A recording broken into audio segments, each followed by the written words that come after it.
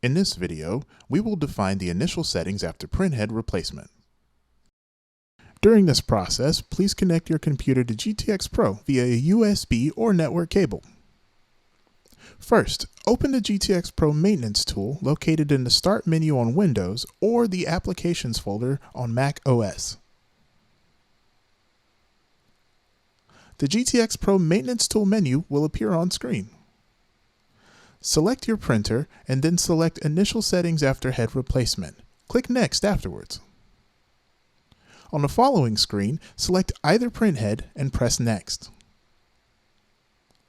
A prompt will ask for the printhead's serial number and voltage rating, also known as V rating. Locate the V rating and serial number on the printhead's sticker labels.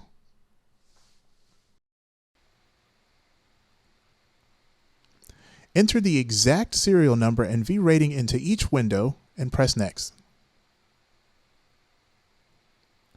Repeat these steps for the next printhead, pressing Next to continue.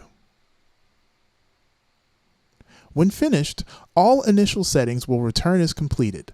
Press Next to finish setup. If you need additional support, please fill out a support form on brotherdtg.com/support.